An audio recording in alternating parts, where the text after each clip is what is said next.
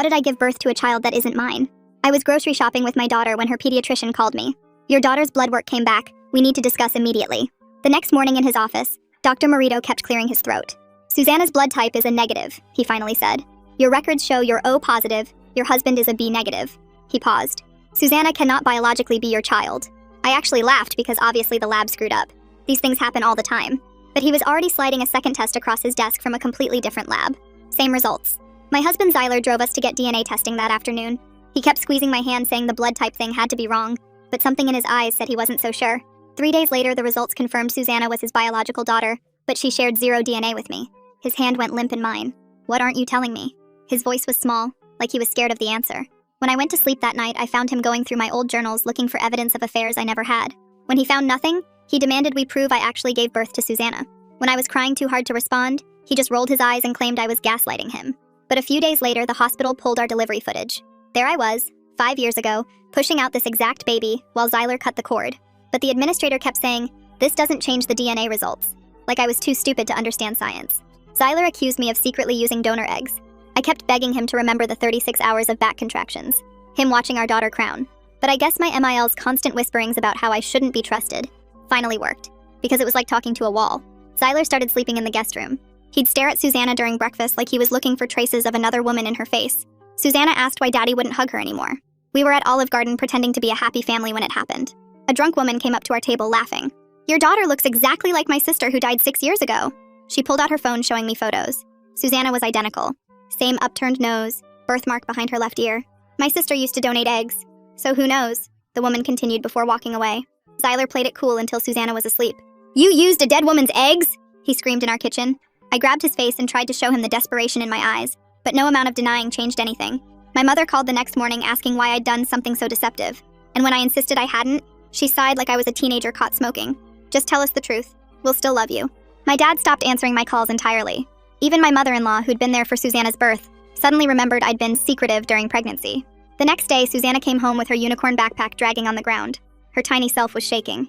My classmate Timmy said I came from a dead lady. He said you stole me from her tummy. Her voice cracked. And Cynthia's mom told Cynthia not to play with me because I'm not real. She buried her face in my chest. Am I not real, Mommy? Update. My lawyer said that without biological connection, I had no case. The dead woman's family got visitation rights as biological grandparents. Zyler had testified on their behalf, showing the court DNA evidence and arguing Susanna deserved to know her biological heritage.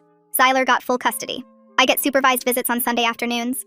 Susanna clings to me the entire time while the supervisor takes notes. She keeps asking when she can come home. I lie and say soon, but soon that lie came true. I was sitting in my car outside Susanna's dance recital when I saw them together. Zyler walking hand in hand with the woman from Olive Garden, the drunk one who'd shown me her dead sister's photos. She wasn't drunk anymore. She kissed Zyler while Susanna ran to them after her performance. Everything finally clicked. She'd never been drunk. Her sister never donated eggs. I hired a private investigator who found the truth within a week. Zyler and this woman had been together since before Susanna was born. I'd lost everything that mattered. And when you have nothing left to lose, you'd be amazed what you're capable of. I knew exactly what I had to do to get Susanna back. I sat in my car for 20 minutes just staring at them through the windshield. My hands were shaking so bad I couldn't even grip the steering wheel. Everything started making sense in the worst possible way. The timing of that woman showing up at Olive Garden wasn't random at all. She knew exactly when we'd be there because Zyler told her. The way he immediately jumped to accusing me instead of being confused like any normal husband would be. How fast my own parents turned against me when Zyler started spreading his lies. Even my mother-in-law suddenly remembering things that never happened during my pregnancy. They'd planned this whole thing together. I took out my phone and snapped a photo of them kissing while Susanna was still inside the dance studio. My hands finally stopped shaking because now I had a purpose. I drove straight to the office of a private investigator my divorce lawyer had mentioned months ago. The building was old and the elevator creaked, but I didn't care about anything except getting answers. I pushed the photo across his desk and told him I needed everything on these two people. Their history, their finances, their medical records if he could get them. Any connection between them needed to be found. He said he'd start immediately and took a retainer that cleaned out most of my savings. But I didn't care because this was my only shot at getting Susanna back. 3 days felt like 3 years waiting for his call. When my phone finally rang, I was in the middle of making dinner and dropped the entire pot of pasta on the floor. His voice was serious when he told me to sit down. The phone records he'd pulled showed Zyler and this woman, Rebecca was her real name, had been calling and texting each other for over 7 years. 2 whole years before Susanna was even born. 7 years of them planning whatever sick game they were playing with my life. I met him at his office the next morning, and he spread out credit card statements across his desk. My stomach turned as I read through them. Regular payments to a fertility clinic starting 8 months before I got pregnant. All from a personal account in Zyler's name that I never even knew existed. Thousands of dollars going to this clinic while he was telling me we should just keep trying naturally. The investigator pulled up Rebecca's old social media posts on his laptop. There were posts about her sister dying 6 years ago, just like she'd said at the restaurant. But when he dug deeper into public records, her sister never donated eggs to any program. That whole story was made up just to throw me off track and make me look crazy. The pieces were falling into place, but I still didn't understand the biggest question. If they used someone else's eggs at that fertility clinic, how did they get them into me without me knowing? The thought hit me so hard I barely made it to the bathroom before throwing up. I spent the rest of that night on the bathroom floor, sick from realizing what they must have done to me. The investigator called the next day with another bombshell. Rebecca worked as a nurse at the same hospital where I delivered Susanna. She'd had access to all my medical records during my entire pregnancy. She could see every appointment, every test result, every single detail about my body and my baby. She was there the whole time, watching and waiting and making sure their plan worked. That's when I remembered something that hadn't seemed important at the time. When we were trying to get pregnant, Zyler kept pushing for us to see a specific fertility doctor for a consultation. We'd only been trying for 6 months and I thought it was way too soon to worry, but he insisted. He said he just wanted to be proactive and make sure everything was okay. He even made the appointment himself and drove me there. I thought he was being sweet and supportive. The investigator went back to that fertility clinic and somehow got copies of their records. What he found made my blood run cold. Zyler had signed consent forms for IVF procedures at that clinic. My signature was on the documents too, but the second I saw them, I knew it wasn't my handwriting. Someone had forged my name on papers agreeing to procedures I never knew about. The investigator suggested I hire a handwriting expert to prove the signatures were fake. I found one through my lawyer and paid another chunk of my dwindling savings for a rush analysis. The expert spent 2 days comparing the forged signatures to samples of my real handwriting from checks and documents. His report was 12 pages long with side-by-side comparisons showing exactly how the signatures were different. The angle of certain letters, the pressure points, the way I crossed my T's, none of it matched. He said there was zero chance I'd signed those documents myself. Someone had practiced copying my signature but hadn't gotten it quite right. Now I had proof that Zyler and Rebecca had planned this whole thing years before Susanna was born. They'd forged medical documents to create a baby using someone else's eggs, and then somehow got that baby inside me without my knowledge. They'd stolen my body and my life, and then turned everyone against me when their plans started falling apart. But I finally had evidence that could prove I wasn't crazy. And maybe, just maybe, get my daughter back. The investigator called me 2 days later with something that made me drop my coffee mug. The fertility doctor Zyler had pushed us to see wasn't just some random specialist. He was Rebecca's cousin, had been for 37 years, same family reunions and everything. I pulled up the clinic's website on my laptop, and there he was in the staff photo, same last name as Rebecca's maiden name. The investigator had court records showing they'd been business partners in 2 failed ventures before he opened his fertility practice. This whole thing was a family operation from the start. I went back through my medical records from that clinic visit 6 years ago. The paperwork said I'd had a routine procedure to check if my tubes were blocked. They'd given me something to relax me because I was nervous about the test.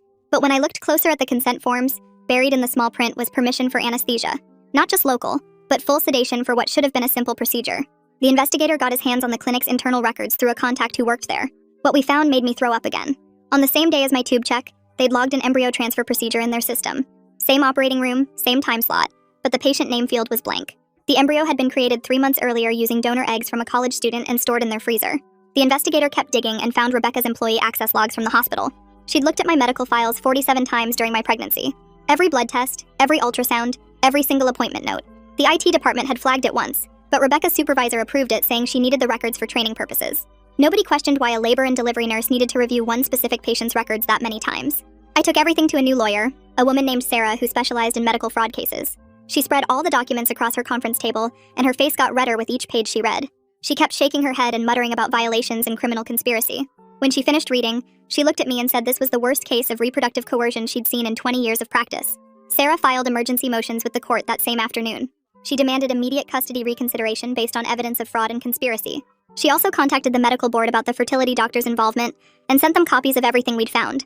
The board launched an investigation within 48 hours. 3 weeks later, the fertility doctor's license got suspended pending a full investigation. The medical board's preliminary report found serious irregularities in his practice going back years. 3 other women came forward after seeing news coverage about his suspension. They all had similar stories about procedures they didn't remember consenting to and babies that didn't match their DNA. One woman had been told she was infertile, but somehow got pregnant after a routine exam at his clinic. Rebecca's situation fell apart even faster than the doctor's. The hospital launched their own investigation into the access log violations. When they pulled her complete history, they found she'd accessed hundreds of patient files without authorization over 5 years. She tried to claim she was doing research for a nursing degree but couldn't produce any proof of enrollment. The hospital fired her immediately and reported her to the state nursing board. Her nursing license got suspended the next day. My next supervised visit with Susanna came 2 days after Rebecca got fired. I held my daughter so tight she squeaked and asked if I was okay. I told her I was just happy to see her. The supervisor, an older woman who'd been watching our visits for months, wrote in her notes that Susanna seemed more relaxed and happy than she'd seen in recent visits with her father. Susanna told me Daddy had been yelling a lot lately, and the lady who lived with them now kept crying. She asked when she could come back to my house because she missed her pink bedroom. Sarah started deposing the fertility clinic staff the following week. Most of them claimed they didn't know anything unusual was happening. But then she got to a nurse who'd worked there for 8 years. The woman started crying halfway through the deposition. She said she'd always felt something was wrong with certain procedures. She'd seen patients come in for routine exams and leave groggy from sedation. When she'd asked the doctor about it, he told her to mind her own business or find another job. She needed the money for her kids' medical bills, so she kept quiet. The nurse had kept copies of internal documents on a flash drive because she was scared of getting blamed if something went wrong. She handed the drive to Sarah right there in the deposition room. The files showed detailed records of embryo creation using donor eggs and Zyler's sperm. The egg donor was a 19-year-old college student who'd answered an ad for egg donation to pay her tuition. The records showed she'd been paid $5,000 and signed papers saying she had no claim to any resulting children. But there was no record of anyone telling her that her eggs would be used to trick another woman into pregnancy. Sarah tracked down the egg donor within 2 days using the clinic's records. The girl's name was Ashley, and she was 23 now, working as a dental assistant in the next town over. Sarah called her, and Ashley agreed to meet us at a coffee shop that afternoon. When Ashley walked in and saw the photos of Susanna on my phone, her hand flew to her mouth. She kept saying she had no idea, over and over, tears streaming down her face. She pulled out her own phone, showing us the consent forms she'd signed 4 years ago. The papers said her eggs would help infertile couples. Nothing about being used without a woman's knowledge. Ashley said she'd testify in court. She'd do whatever it took to help me get Susanna back. She even offered to write a statement right there in the coffee shop about how she never agreed to this kind of deception. Sarah recorded Ashley's statement on her phone while I sat there watching this young woman cry about eggs she'd donated to pay for nursing school that never happened because she got too sick to finish. The custody hearing got scheduled for 3 weeks later. Zyler's lawyer filed a response to our emergency motion arguing that biological connection was what mattered for custody. He claimed that even if fraud happened during conception, Zyler was still Susanna's biological father, with established parental rights. Sarah's response was brutal. She filed a 30-page brief detailing how Zyler violated my bodily autonomy through medical fraud. She compared it to assault, saying no court should reward a man who conspired to impregnate his wife without her informed consent. The judge read both briefs and ordered something called a guardian ad litem to be appointed for Susanna. The guardian's name was Jasmine, and she was a retired social worker who'd been doing this for 15 years. Jasmine called me the day after her appointment to schedule interviews with everyone involved. She wanted to observe Susanna with both me and Zyler separately. Jasmine came to my supervised visit that Sunday and watched Susanna run into my arms the second she saw me. Susanna wouldn't let go for the first 10 minutes, just holding on like I might disappear. Jasmine took notes while Susanna showed me drawings she'd made of us together in our old house. Every picture had me and her. None had Zyler. Jasmine asked Susanna gentle questions about where she wanted to live. Susanna said she wanted to go home with Mommy, but Daddy said that wasn't allowed anymore. Jasmine's pen stopped moving when Susanna said, Daddy told her I wasn't her real mommy, that her real mommy was an egg in a doctor's office. Susanna asked Jasmine if that meant she didn't come from my tummy like she always thought.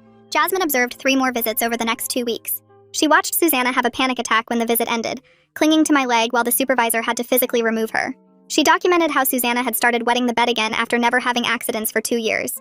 She interviewed Susanna's teacher, who said the girl cried every day at the school asking when her mommy was coming back. Jasmine interviewed Zyler too, and her report later described how he spent the entire interview talking about his biological rights.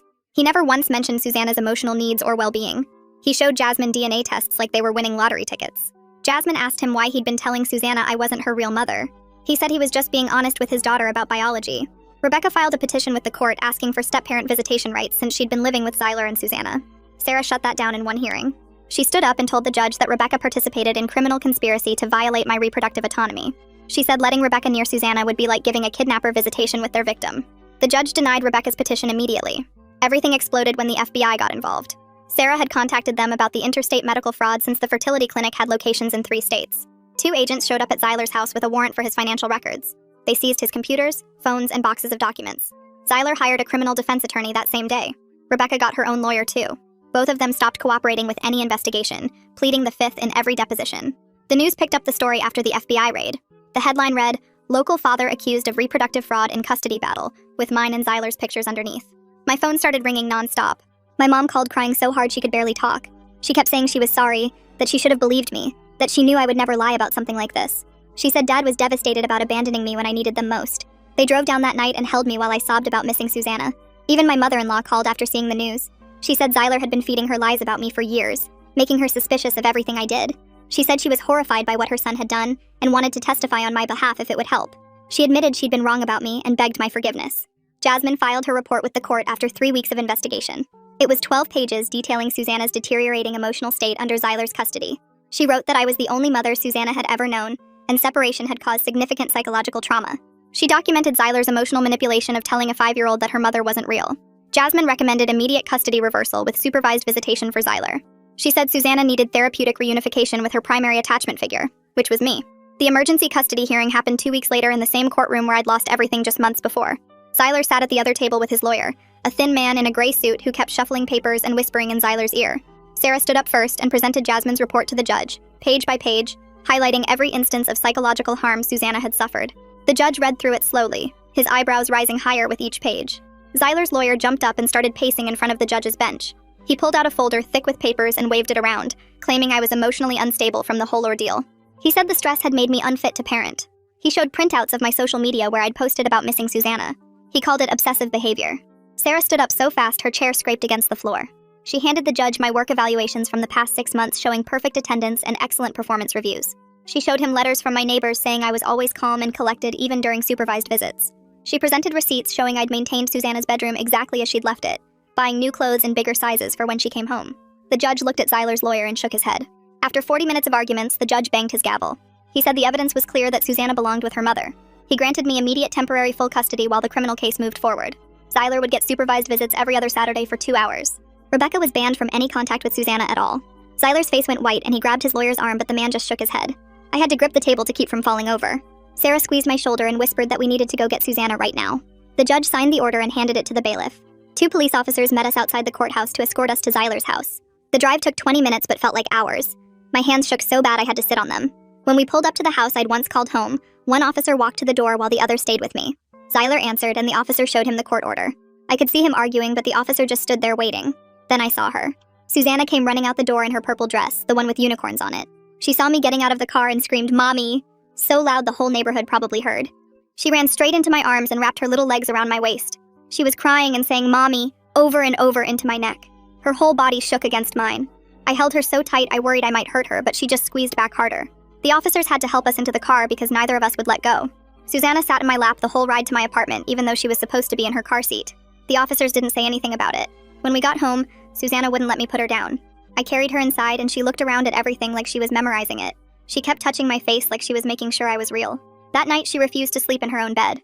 She climbed into mine and pressed herself against me, her little hand gripping my shirt. Every hour or so she'd wake up with a gasp and pat my arm. I'd whisper that I was still there and wasn't going anywhere. She'd nod and close her eyes but keep her hand on me. Around 3 in the morning she woke up crying from a nightmare. I rubbed her back and promised her 100 times that she was never leaving me again. She made me pinky promise. Then she made me double pinky promise. By morning we'd probably promised each other 500 times. When the sun came up, I asked her what she wanted for breakfast. She said chocolate chip pancakes, the way I always made them with extra chips hidden in the middle. I carried her to the kitchen on my hip, even though she was getting too big for that. She watched me mix the batter and measure the chips. When I flipped the first pancake, she clapped like it was magic. We ate at the little table by the window, and she started to look more like herself. Her eyes weren't as scared. She took a big bite and chocolate got all over her chin. Then she looked at me with those serious eyes kids get sometimes. "Mommy, is the bad stuff over?" she asked. I wiped her chin with a napkin and told her yes, we were safe now. She nodded and went back to her pancakes, but kept one hand reaching across the table to hold mine. 3 days later, Sarah called while Susanna was coloring at the coffee table. She said Zyler and Rebecca had been indicted by a federal grand jury. The charges included conspiracy to commit fraud, reproductive coercion, assault, and a bunch of other things I didn't fully understand. She said they were facing serious prison time if convicted. She said the FBI had enough evidence to bury them. I thanked her and hung up. Susanna looked up from her coloring book and asked who was on the phone. I told her it was just the lawyer with some grown-up stuff. She went back to coloring her butterfly. A week later, I got a call from the egg donor whose eggs they'd stolen. She was filing her own civil lawsuit against the clinic and everyone involved. She wanted to make sure this could never happen to another woman. She asked if I'd support her case, and I said absolutely. She said she'd been violated too and wanted justice for both of us. I started taking Susanna to see a therapist the next week. The woman specialized in children who'd been through trauma. Susanna liked her because she had toys in her office and let Susanna play while they talked. After the 3rd session, the therapist told me Susanna was resilient but would need time. She said the psychological manipulation from Zyler telling her I wasn't her real mom had done damage. She said it would take months of steady love and stability to fully heal, but she said Susanna was already showing improvement just from being back with me. 3 months passed with Susanna going to therapy twice a week and slowly getting back to normal. Then Sarah called with news. Zyler had decided to plead guilty to avoid going to trial. The federal prosecutor had offered him a deal for 8 years in federal prison. He also had to pay massive restitution for the medical fraud and emotional damage. Sarah said he took it because if he'd gone to trial and lost, he could have gotten 20 years. The next day, we learned Rebecca had pleaded guilty too. She got 6 years as part of her plea deal. During her allocution in court, she had to admit what they'd done. Sarah was there and called me right after. Rebecca had stood up and admitted they'd planned the whole thing for years. She couldn't have children and wanted Zyler's baby, but didn't want to deal with another woman being the mother. So they came up with the plan to use stolen eggs and trick me into carrying the baby. She admitted to forging my signature and accessing my medical records. She admitted to pretending to be drunk at the restaurant. She admitted it was all planned to destroy me and take Susanna. The judge ordered the bailiff to take Rebecca back to holding while the court processed her guilty plea paperwork. 2 weeks later, the medical board called me about the fertility doctor who'd done this to me. They'd already pulled his license pending their investigation, but now they wanted my full statement for the criminal case. I spent 4 hours at their offices going through every single document the private investigator had found. The board's lawyer kept shaking her head as she read through the forged consent forms. She showed me 3 other cases they'd found just that week with the same doctor's signature on fake paperwork. The FBI agent assigned to the case said they were treating it as interstate medical fraud since the clinic had locations in 3 states. The main clinic location got shut down the next month with yellow tape across the doors and federal agents carrying out boxes of files. Sarah called me that afternoon saying 12 more women had come forward with stories about procedures they never agreed to. Some had eggs taken without consent, and others had embryos switched or destroyed without their knowledge. The civil lawsuit Sarah filed on my behalf moved fast once the criminal convictions came through. The clinic's insurance company wanted to settle quick before more victims joined the case. They offered $2 million, which Sarah said would cover everything Susanna needed, plus our fresh start somewhere new. I signed the settlement papers in Sarah's office while Susanna colored at the coffee table. We found a house 40 minutes away in a school district where nobody knew our story. The moving truck came on a Saturday, and Susanna helped pack her toys in boxes with unicorn stickers. She ran through the empty rooms of our old house saying goodbye to each one. Our new neighbors brought cookies the first week, and their kids invited Susanna to play without asking any questions about her past. My parents started picking her up from the school twice a week to make up for all the time they'd missed. They'd take her for ice cream and to the park, and spoil her with little gifts from the dollar store. My dad built her a swing set in our new backyard, and taught her how to pump her legs to go higher. My mother would call every night to read Susanna bedtime stories over the phone. Even my mother-in-law asked if she could maintain some relationship with Susanna through supervised video calls. She never mentioned Zyler and always kept the conversations light and fun for Susanna. She'd send birthday cards and holiday gifts and always signed them just Grandma without any other comments. The egg donor whose eggs they'd stolen sent me a letter 6 months after the trial ended. She said she'd been following the case and wondered if maybe someday when Susanna was older they could meet. I wrote back saying maybe when Susanna turned 18 she could make that choice for herself. The woman understood and said she'd wait however long it took. A full year passed in our new house, and Susanna finally stopped having the bad dreams that used to wake her up crying. Her teacher sent home a note saying she was doing great in the school and had lots of friends. The therapist we'd been seeing said Susanna had made amazing progress processing everything that happened. She was back to being a happy kid who laughed at silly jokes and sang made-up songs while she played. I met Tom at a school fundraiser where he was volunteering at the bake sale table. He made Susanna laugh by pretending the brownies could talk in funny voices. We started talking while the kids played on the playground, and he asked if we wanted to get pizza sometime. I told him our whole story on our 3rd date, expecting him to run away. Instead, he reached across the table and held my hand, saying we all had complicated pasts. He never treated us like we were broken or different from any other family. He'd come to Susanna's soccer games and cheer louder than anyone when she kicked the ball. He taught her how to ride a bike without training wheels in our driveway. He'd make us pancakes on Sunday mornings and let Susanna put way too many chocolate chips in the batter. After 2 years of dating, he took us to the beach for a picnic. While Susanna built sandcastles, he got down on one knee in the sand. He pulled out a ring and asked if he could officially join our family. Susanna ran over screaming yes before I could even answer. She jumped up and down asking if she could be the flower girl and wear a pretty dress. Then she looked at Tom with those serious eyes kids get and asked if she could call him dad. He started crying and said he'd be honored to be her dad if that's what she wanted. We got married 6 months later in our backyard with just 20 people there. Susanna wore this pink dress she picked out herself and carried a basket of daisies instead of throwing petals because she said that was boring. When it came time for speeches, she grabbed the microphone from the DJ and climbed up on a chair. She told everyone how happy she was to have a family that loved her and didn't care about blood types or DNA tests. My mom started crying and my dad had to walk away for a minute to compose himself. Even my mother-in-law wiped her eyes behind her glasses. The letter from Zyler came 3 weeks after the wedding. The prison return address made my stomach turn, but I opened it anyway. He wanted to see Susanna and said he had rights as her biological father. I called her therapist that afternoon and we talked for an hour about whether this would help or hurt Susanna's progress. The therapist said Susanna wasn't ready to process seeing him behind bars and might not ever be. I wrote back a simple no and filed the letter with all the other legal documents in case he tried to push it through the courts. The FBI investigation into the fertility clinics made national news 6 months later. They found patterns of fraud at 12 different facilities across 7 states. Congress started hearings and new regulations got drafted requiring video consent for all procedures and mandatory oversight committees. I got a call from a senator's office asking if I'd testify about what happened to us. I flew to Washington and sat in front of a panel of lawmakers telling them how my body was violated without my knowledge or consent. 3 other women testified that same day with similar stories of reproductive fraud. The coverage led to dozens of victims reaching out to me through social media and email. We started a private Facebook group that grew to over 200 members in the first month. We decided to meet in person and rented a church basement for our first gathering. 15 women showed up, and we spent 3 hours sharing our stories and crying together. We meet every month now, and sometimes the lawyers who helped us come to answer questions. Tom filed the adoption papers on Susanna's 7th birthday as her present. She'd been asking when he could officially be her dad, and the judge made it happen within 2 months. The courtroom was packed with our friends and family, and when the judge signed the papers, Susanna jumped into Tom's arms. She said he was the dad she always deserved, and everyone in the courtroom started clapping. 5 years passed faster than I expected. Susanna turned 10 and joined the soccer team and started learning piano. She knew her story in basic terms that her therapist helped us explain in age-appropriate ways. She understood that being loved was what made a real family, and that DNA didn't matter. Sometimes at night when I couldn't sleep, I'd think about Zyler in his prison cell. But mostly I didn't think about him at all anymore. He stole years from us, but he couldn't steal our future. Susanna was thriving, and that was all that mattered. The years kept moving, and suddenly Susanna was 16. The egg donor sent a letter on her birthday saying she'd followed our story and was proud of the young woman Susanna had become. Susanna read it at the kitchen table, then looked up at me. She said she was grateful to exist, but I was her only mom and always would be. She put the letter in a box with other memories and never mentioned it again. Tom and I decided to have another baby when Susanna was 8. We went through legitimate IVF with full consent and transparency at every step. The clinic we chose had cameras in every room and required both partners to sign documents in front of witnesses. Susanna came to some of the appointments and asked the doctors a million questions about how babies were made in labs. When her little brother was born, she was right there in the delivery room holding my hand. She became the most protective big sister you could imagine. She'd read him stories every night and taught him his colors and numbers before he even started preschool. When kids at the school asked why they didn't look alike, she'd just shrug and say families come in all shapes. The years started flying by after that, and I went back to the school when Susanna was 9. Law school at 37 wasn't easy, but I had a mission now. Every night after putting the kids to bed, I'd sit at the kitchen table with my textbooks spread out studying reproductive law and medical fraud statutes. Tom would bring me coffee and quiz me on case law, while our son colored at the table next to us. I graduated 3 years later and immediately started taking cases for women who'd been through similar violations. The first client called me crying so hard she could barely talk because her doctor had used his own sperm instead of her husband's, and she'd just found out after her son needed a kidney transplant. I helped her file criminal charges and win a civil suit that changed her life. Word spread, and soon I had a small practice focused entirely on reproductive fraud cases. More women kept finding me through support groups and online forums, and I never turned anyone away who couldn't pay. Susanna watched me work these cases and started asking questions about medical ethics and patient rights. By the time she hit high school, she was writing papers about informed consent and bodily autonomy that made her teachers suggest she consider pre-med or pre-law. She chose bioethics instead because she wanted to change the system from the inside.